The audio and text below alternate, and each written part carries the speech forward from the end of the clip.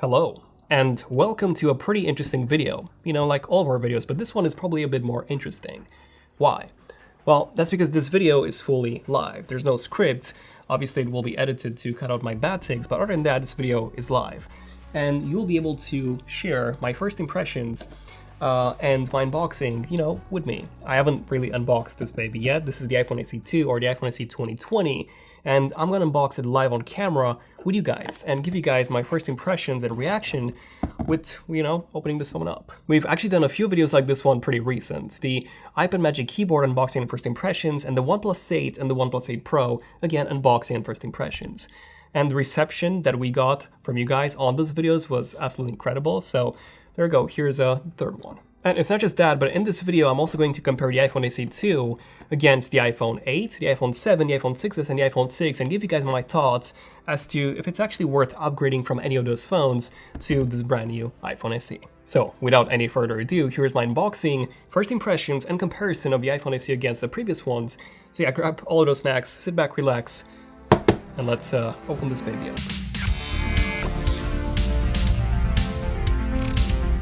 Okay, so the iPhone SE 2 came in this Apple box. That's just to cover the label with our address. So let me just get the trusty knife and open this box up. Now this is, like I said, this is the shipping box, and all of the Apple shipping boxes kind of do look the same. No matter where you're located, you always get this brown standard shipping box, and even the battery label on the back will look very similar to all the Apple boxes. And yeah, there we go. This is it, the iPhone SE box. So let me just remove this from the packaging. Now, it turns out that I won't even need the trusty knife anymore because this one already has a pull tab, so goodbye, trusty knife. All right, so I'm just going to open up the pull tab here and remove the plastic wrap just because I don't want to reduce the reflections that you guys get on the box. Okay, so taking a look at the box itself, on the front we have photo of the iPhone SE, and same as pretty much all the Apple boxes, there are a few elements on this image that are a bit indented. So I can actually feel the home button being a bit lower than the outside of the phone. The frame is actually higher than the rest of the box, so you get this really cool 3D-like effect on the box itself. Really like that. Okay, on the right-hand side we get just the iPhone branding, which I don't know if you guys can see this, but it actually shimmers in red because this is the red iPhone, the product red. Same goes for the Apple logo. You can probably see this a bit better. Then we get iPhone branding on the other side and Apple logo on the bottom. Then on the back we get a listing of what we get inside, as well as the capacity of this iPhone, which is 64 gigabytes. So yeah, it's a pretty standard iPhone box. Now let's take a look and see how this box compares to the previous iPhone boxes. Right, so comparing it to the iPhone 8 box, you can see that this is the 8 Plus, by the way, but the regular 8 had basically the same box, just a bit smaller. And this is actually my favorite box style that Apple ever did. You got this really dark gray, and with the black phone, it just looked incredible. And then we have the iPhone 7 Plus, which was just a standard white box with a phone. Then we had the iPhone 6s box, which was actually very similar. Yeah, if you take a look at these two, 6s on the right versus the iPhone SE, they're pretty much identical. I actually do prefer the 6s because you cannot really see the bezels. I mean, other than that, oh, and we had iPhone 6s branding versus just iPhone. And then we also have the iPhone 6 box, which, let's be honest, this box was probably the worst box that Apple ever did. Like, you can't even see, there's no image on the front, there's just the indentation of the phone. I'm not sure if you guys can see that. Yeah, just an indentation of the iPhone 6, and yeah, there we go. So this is how it compares with all the other boxes. You can probably tell the iPhone, all these iPhone boxes are basically the same height and the same width. Okay, let me just lift the top. And we get designed by Apple in California. Okay, now we get this booklet. And inside of that, we get the product red. So fun fact, all the red products that you buy from Apple, they're part of this product red program, and a portion of the revenue that Apple makes is actually donated towards fighting HIV. Now, if you buy an iPhone SE in red, this is an exception, a portion of the income that Apple makes from this phone will actually be sent towards fighting COVID-19 instead. Okay, then we get some manual, which is literally just one single page. welcome to the iPhone, side button, Touch ID, ring, mute button, so pretty standard. Then we get the SIM eject tool, which, fun fact, this one is just a bit different. It is a bit lower quality. I think the original iPhone SE had literally the same one.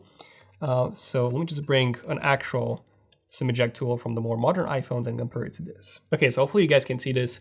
On the right, we have an actual SIM eject tool from the modern iPhones. And, you know, even the original iPhone came with this exact SIM eject tool. Whereas this one, the one that the iPhone SE comes with, is a bit more, well, it kind of looks like a paperclip. So hopefully you guys can see that. Okay, aside from that, we also get a warranty and safety guide and the pair of Apple stickers, which are just white. So yeah, unfortunately, they do not match the color of the iPhone, which in this case is red. That would have been really sick. Okay, now let me just remove the iPhone. Ooh, this looks incredible. Wow. Holy smokes. Might even keep this, who knows? Right, but I'm gonna go back to the iPhone in just a second. So inside the box, we get a pair of headphones. These are Lightning headphones. So with the ear pods, not the, of course, the AirPods, they sound really similar. And then we also get a cable, in this case, a USB Type A to Lightning cable. And then we also get a charger, which in this case is that really, really slow 5-watt charger that we used to get with pretty much every single iPhone until the iPhone 11 Pros. Okay, there you go, setting up Touch ID. It feels a bit strange setting up an iPhone that feels like the 6S. Like, after my 6S with the 7, I upgraded to the Plus. That was when I started getting those big phones. I was always into really small phones, by the way. But the iPhone 7 Plus was my first big one, so to say. And then I couldn't really go back. So yeah, there you go. Wow, I can't believe how tiny this iPhone is. Like I said, I haven't really used an iPhone of this size since 2015, when I was using my iPhone 6S. But yeah, long story short, with this phone, with the iPhone SE, that only costs $400 or 420 pounds in the UK, you essentially get an iPhone 6S body, or an iPhone 8 body with the glass back, but you also get the same processor that you get in the iPhone 11s, and also almost the same camera. So for half the price, or even 3 times less money compared to the iPhone 11 Pro Max, you get almost the same thing, just with an older design. So the real question is it really worth it? Well, obviously if you're coming from an iPhone 11 or iPhone XS or even iPhone 10, no, it's not. Aside from the improved camera and the better performance, you lose significantly on the design and the display. However, if you're coming from an older iPhone, such as an iPhone 8, an iPhone 7, iPhone 6s, or an iPhone 6, it might actually be worth upgrading. So here's everything you need to know and how this iPhone actually compares to all the previous ones, and if you should really upgrade or not. Okay, so first things first, how does the iPhone SE compare to the iPhone 8? Now, I know this is the 8 Plus, we don't really have the 8, we only have the 8 Plus, but we have all the other smaller ones from the previous generations. So design-wise, we pretty much get the exact same design from the front, and again, same design from the back. So we have a glass back on both the iPhone 8 and the iPhone SE. Now, we do get some changes. For example, we get some new colors. The black one is darker than a space gray on the iPhone 8. And then if you buy the white iPhone SE, you actually get it with the black front instead of the white front that we had before. But other than that, pretty much the exact same design. Display-wise, we get pretty much the exact same display, same resolution, same everything. The only difference is that the iPhone SE no longer has 3D touch. This is now fully done through just software and using that haptic engine of the iPhone. So long story short, instead of the iPhone being able to recognize the pressure, you now just hold longer and you still get the same functionality. So it is a bit slower in this regard if you are used to using 3D touch really often, but most people won't really care. Now, moving on to the camera, we actually do get some changes here. So first of all, we do have the same camera sensor. So same sensor as on the iPhone 8, but we do actually have a new image signal processor. So, which is actually the same one as in the iPhone 11s, which is pretty impressive. So this means that when you're taking photos, the photos would actually look very similar to how they are on the iPhone 11 with those, increased shadows and those really, really well exposed photos overall. So HDR processing, extremely good on this phone, really similar to the iPhone 11s. Now, we also have portrait mode and portrait lighting on both the front and the back, which is pretty impressive because this is something that normally you would need multiple lenses for. This is something that the iPhone 7 introduced with that dual camera module. This is the 8 Plus on the back. But this phone can actually do it with a single lens thanks to that new processor, which I'm going to cover in just a second. Now, if you're upgrading from the iPhone 8, you also get stereo recording, you get quick take video, and then you also get extended dynamic range at up to 30 frames per second. So small improvements, but definitely some really good improvements when it comes to HDR processing thanks to that brand new ISP. Right, performance-wise, we get the Apple A13 processor versus the A11 in the iPhone 8. So this means that the iPhone SE actually comes with 1.4 times faster CPU performance and 2 times faster GPU performance. And then when it comes to the RAM, we actually get more RAM now, so we get 3 GB of RAM versus 2 GB like we had on the iPhone 8. Special features, we get Wi-Fi 6, so we actually get 38% faster Wi-Fi speeds. We then get 60% faster cellular speeds of up to 1 gigabit per second now, so pretty much you could even call this 5G, to be honest. And then we also get dual SIM, nano SIM, and eSIM support, which is something that the iPhone 8 didn't have. And then we also get something really cool called Express Cards with Power Reserve. Now, this is something that you can enable in the settings, and it's basically a feature of Apple Pay. And long story short, if you're on public transport, you can actually scan your phone even when the battery is essentially dead. So if the phone is fully discharged, you can still use it to get on public transports with Apple Pay, which is really cool. You don't have to scan your fingerprint or anything, you just, tap it and the NFC chip will still work. Okay, what about the actual battery life? Well, battery life, we get the exact same battery size as on the iPhone 8, which is 1,821 mAh, and then we also get the same wireless charging and the same fast charging speeds as on the iPhone 8, so no changes here. So yeah, as you can tell, from the iPhone 8, you don't really get that many changes by upgrading to the iPhone SE. So if you have an iPhone 8, yes, you do get a better camera, you get better performance, but I would say just don't buy the iPhone SE. Just wait a bit longer, or just get an iPhone 11 or maybe even iPhone 12, which is coming out around September. So yeah, if you have an iPhone 8, not really worth upgrading, in my opinion. Okay, so now what about the iPhone 7? If you have an iPhone 7, is it worth upgrading to the iPhone SE? Well, let's have a look. So design-wise, the iPhone SE is actually thicker by 0.2 millimeters. You cannot really tell, or maybe just a tiny bit by looking at the phones, but yeah, this means that cases might not work. Also, the iPhone SE is now heavier by 10 grams.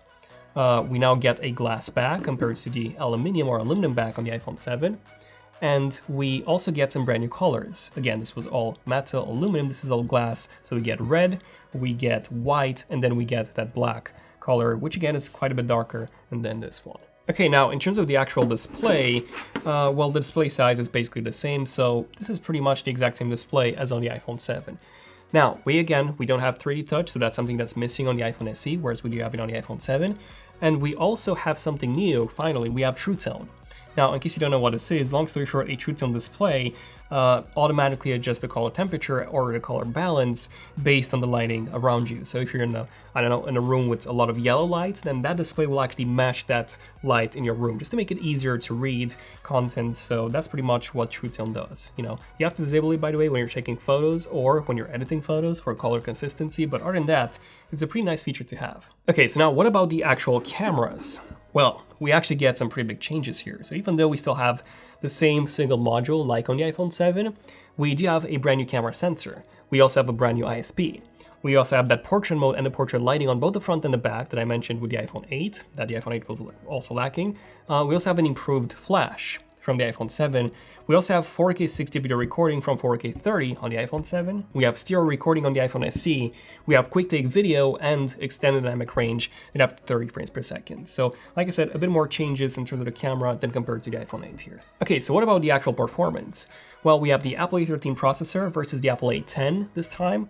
And the A13 is 1.8 times faster CPU-wise and 2.8 times faster GPU-wise. And RAM-wise, we get 3 GB of RAM versus 2 GB on the iPhone 7. Okay, so what about special features? Well, we get Wi-Fi 6, which provides the same 38% faster Wi-Fi than a Wi-Fi 5 or 802.11ac on the iPhone 7.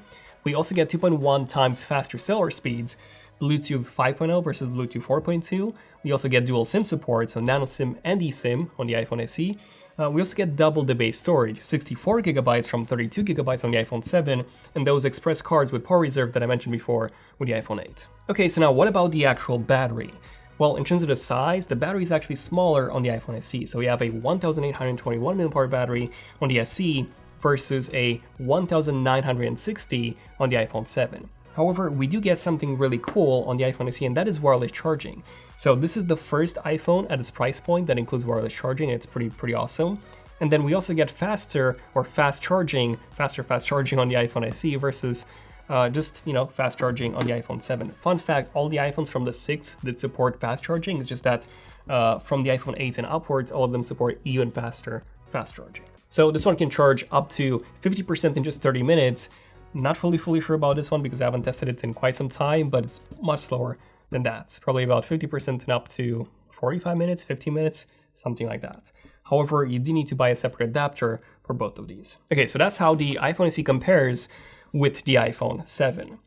So yeah, you now have more reasons to upgrade if you have an iPhone 7 to this iPhone SE. You get a much better camera, you get quite a bit faster performance, faster cellular, and you also get wireless charging and also fast charging. So yeah, now you have more reasons. So what about the iPhone 6s now? Okay, well, design-wise, as you can probably tell, the iPhone 6s is quite a bit lighter than the iPhone 7 was. It's still metal, but the iPhone SE has a glass back. So that's one difference, glass back versus aluminum back or aluminium on the iPhone 6s. Now, the iPhone SE is also thicker by 0.2 millimeters and also heavier by 5 grams. And again, we get new colors with the iPhone SE, same ones that I mentioned before. Okay, so now what about the actual displays? Well, now we get quite a few more differences from the ones that I already mentioned with the iPhone 7. So, for example, we now have a DCI-P3 or a wide color gamut display on the iPhone SE versus just an sRGB display on the iPhone 6s. So, long story short, the colors would be more vibrant on the SE if you're coming from the 6s. We also no longer have 3D Touch, which I mentioned before. We do have True Tone, which again I mentioned before.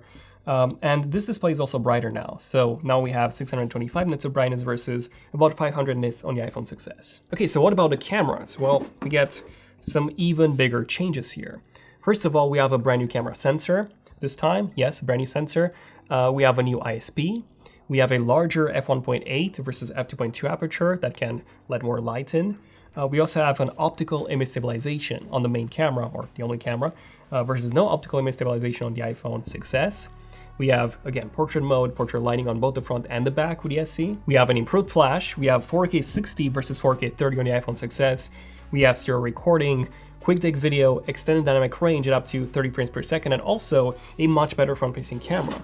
So this is now 7 megapixels versus the 5 megapixel that we had on the iPhone 6s. Okay, so what about the actual performance? Well, we have A13 versus A9, so we have 2.4 times faster CPU performance on the SE and 4 times faster GPU performance, so this is quite significant.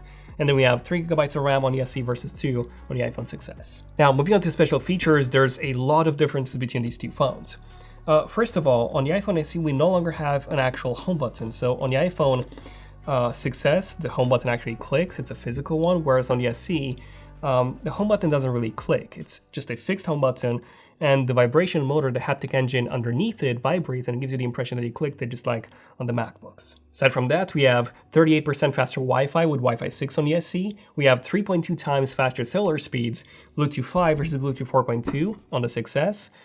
We have dual SIM, nano and eSIM. We have IP67 water resistance, which is actually something new. This is something that the iPhone 7 had and the iPhone 8, but the 6s no longer has it. So we get up to 1 meters of depth, up to 30 minutes. So if water resistance was something that you've always wanted to have on a phone, well, I believe the SE is actually the cheapest phone that you can buy that has this level of water resistance, I believe. Correct me if I'm wrong in the comments, but here we go. IP67 water resistance, up to 1 meter, 30 minutes on the SE. We also have quadruple the storage, the base storage, 64 gigabytes on the SE versus 16 gigabytes on the 6s, and we also have double the highest end storage, 256 versus 128 on the 6s. We also have stereo speakers, which we did have on the 7, but we no longer have on the 6s. We have those express cards with power reserve that I mentioned before, and we also have an improved haptic engine. Long story short, you can actually feel whenever you're opening up the camera or the control center, you can feel the haptic engine responding back to you, so small vibrations that kind of give you the impression that you're pressing physical buttons, whereas on the 6s, it's pretty much just like a standard phone. Now, as a downside, something that we no longer have with the iPhone SE is a headphone jack. So the iPhone 6s used to have this. The iPhone SE no longer has this. So if wired headphones are something that you always use, well, you'll need an adapter with the SE, which by the way no longer comes in the box, so you need to buy that separately. I do like the fact that we do actually get headphones inside the box of the SE, which for this price point, most of the phones actually don't include one. I mean, OnePlus, with their $900 OnePlus 8 Pro, they don't include any headphones, whereas this one actually comes with some decent headphones, a Lightning earpods. Okay, so now what about the actual battery? Well, we now get a larger 1821 mAh battery on the SE versus the smaller 1750 mAh on the iPhone 6s. According to Apple, this gives you a 3-hour longer battery life overall. We also get wireless charging.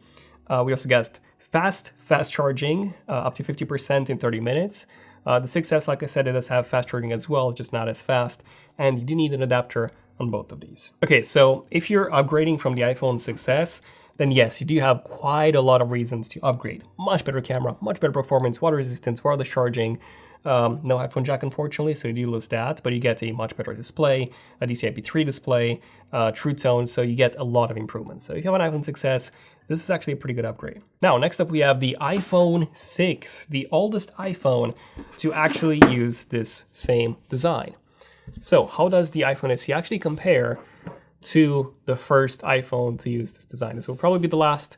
This was the first. 6-year difference between these two phones. Massive. So design-wise, the iPhone SE is actually thicker by 0.4 millimeters. So that's quite a noticeable difference. I'm not sure if you guys can see that on camera, but the iPhone 6 was actually the thinnest iPhone that Apple ever made, at 6.9 millimeters thin. So yeah, after this, Apple just made all the iPhones thicker and thicker and thicker. So yeah, there you go. This is the thinnest that it gets. This was also the iPhone with that band gauge issue. Aside from that, there's also a pretty big weight difference between these two phones. So the iPhone SE is 19 grams heavier than the iPhone 6. So definitely noticeable when holding both of these in the hand. Other than that, we get, same as with the iPhone 6s and 7, we get a glass back versus the aluminum back on the iPhone 6s. And then we also get those new colors with the SE. Now, moving on to the actual displays, we do get quite a few differences here. So we do have a DCI-P3 display, so wider color gamuts on the iPhone SE versus just an sRGB display on the iPhone 6, so same as the 6s. But we also have haptic touch now, which is something that the 6s does support, but the iPhone 6 does not support, so we didn't even have 3D touch in this one. We also have True Tone display, and then we also have a broader display, 625 nits versus 500 nits on the iPhone 6. Okay, camera-wise, we get some pretty big changes. Hopefully you can also see that there's a pretty big difference between the actual size of the camera modules. So we get a brand new camera sensor on the iPhone SE, we get a new ISP, we get a larger f1.8 aperture versus f2.2, we get a 12 megapixel sensor versus an 8 megapixel on the iPhone 6, we get optical image stabilization, we get portrait mode, portrait lighting on both the front and the back cameras, we get an improved flash, we get 4K 60, yes, 4K 60 versus 1080p 60, so pretty big difference. We get stereo video recording, we get quick take video, we get extended dynamic range at 30 frames per second, we have a 7 megapixel front camera versus a 1.2 megapixel front camera, so a gigantic difference when it comes to the front-facing camera quality between the iPhone SE and the iPhone 6. We also have 1080p at 30 frames per second video recording on the front versus 720p at 30 on the iPhone 6. We have Retina flash on the SE, meaning that you can actually use the screen brightness on the front to take photos with the flash enabled with the front camera. And then we also have slow motion in up to 1080p at 240 frames per second on the SE versus 720p at 240 on the iPhone 6. So yeah, some pretty big changes so far. Now, performance-wise, we get the Apple A13 versus the Apple A8 processor on the iPhone 6. CPU-wise, the A13 is 4 times faster. GPU-wise, the A13 is 10 times faster. So massive difference in performance between these two phones, even though they kind of look the same. And then RAM-wise, we have 3 gigabytes of RAM on the SE versus 1 gigabyte of RAM on the iPhone 6. Special features, we have, again, loads of them on the iPhone SE. So we have Wi-Fi 6, which is now 2.7 times faster than on the iPhone 6. We have 6.5 times faster cellular speeds. We have Bluetooth 5 versus Bluetooth 4.0. We have dual SIM support, nano and eSIM.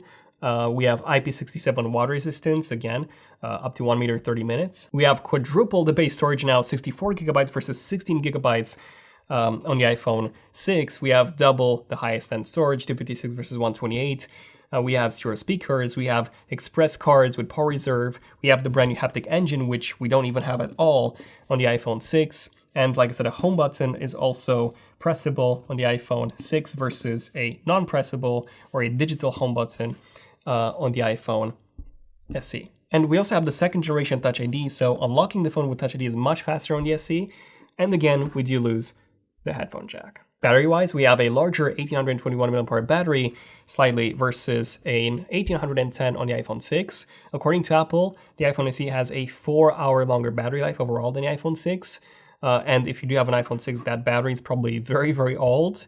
if you haven't replaced it since you got a phone, so it's probably, I don't know, lasting you for like a few hours. So massive improvement in terms of that because of the new battery. We also have wireless charging, fast charging up to 50% in 30 minutes. Again, 6 has fast charging as well, just not as fast.